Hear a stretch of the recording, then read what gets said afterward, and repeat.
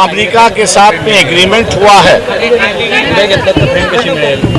ये एग्रीमेंट के मुताबिक अमेरिका अभी नई ईस्ट इंडिया कंपनी बन चुकी है और यहाँ की जो एग्रीकल्चर मार्केट है, इंडस्ट्रियल मार्केट जो है, ये सभी अमेरिका के लिए खुले किए गए हैं। वहाँ से जो माल आएगा, गुड्स आएंगे, उस पर 0 टैरिफ होगा, लेकिन भारत से जो माल जाएगा उस पर कम से कम 18% टैरिफ होगा, ऐसी एक परिस्थिति है। दूसरा जो है वो सबसे खतरनाक है, ऐसा मैं मान के चलता हूँ कि जो अमेरिका की फॉरेन पॉलिसी होगी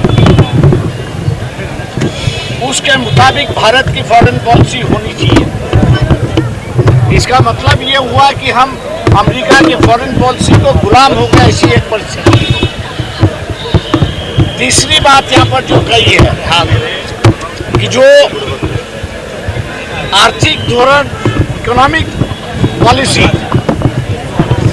अगर यूएस के खिलाफ होती है तो भारत को उसमें सुधार करना होगा और इकोनॉमिक पॉलिसी, आर्थिक परिस्थिति जो है वो अमेरिका के हित में होगा, ऐसे ये करारनामे में लिखा हुआ है।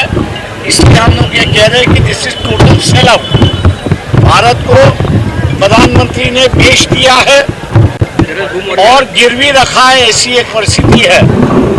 ये गिरवी रखने की वजह एक ही है कि जो स्थित फाइल में नरेंद्र मोदी के जो नाम आ चुके हैं उसमें अभी सिर्फ उन्होंने कुछ राजनीतिक अध्यक्ष जो है देश के, उनके सामने मुजरा दिया है।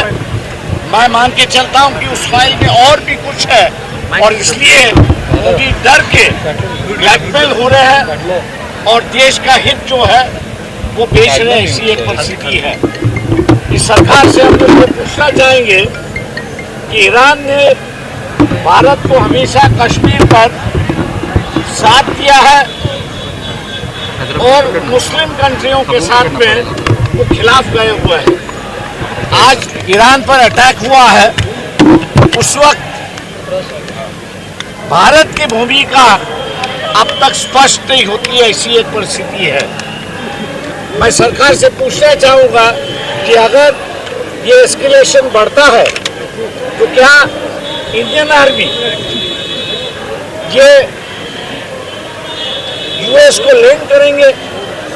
क्या यहाँ के जो एयर बेसिस है, एयरपोर्ट्स है, वो रीफिलिंग के लिए और अटैक करने के लिए भारत सरकार खुली करेगी? इसका खुलासा होना जरूरी है। हम लोग एक देख रहे हैं कि खोमेनी के हत्या के बाद मुस्लिम जगत जो है वहाँ पे पूरा गुस्सा है और ये गुस्सा कभी भी अमेरिकी फौज जो है उन पर बरस सकता है, ऐसी एक परिस्थिति है। शायद वहाँ की सरकार अमेरिका के साथ रहे, लेकिन वहाँ की मुस्लिम जनता जो है वो ईरान के साथ रहेगी, ऐसा दिखाई देता है।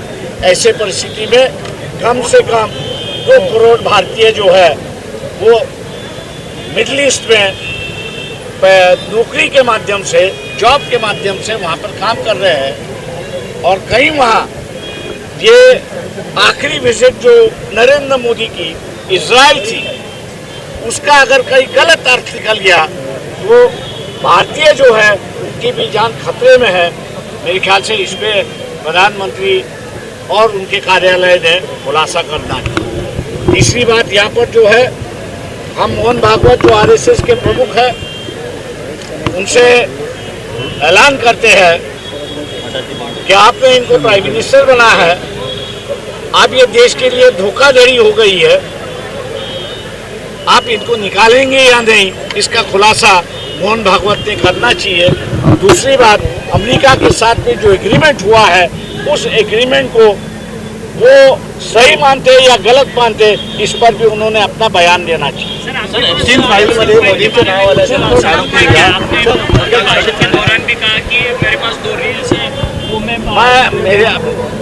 देखिए, डीप स्टेट नाम की एक चीज होती है। ये डीप स्टेट मेरे ख्याल से अगर आरएसएस मोदी ने कुछ किया नहीं, तो जहाँ तक हमारी जानकारी है वो हमने लोगों को दी थी कि अप्रैल महीने में मोदी के कारनामे जो है वो लोगों के सामने आ जाएंगे। Thank you.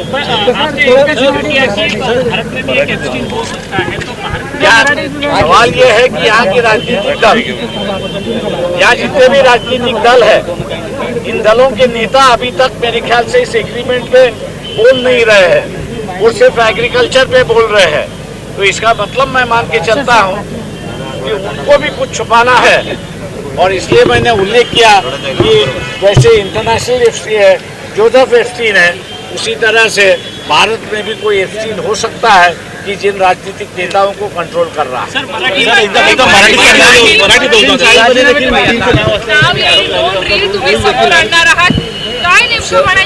मला एवढंच सांगायचं पताना है जो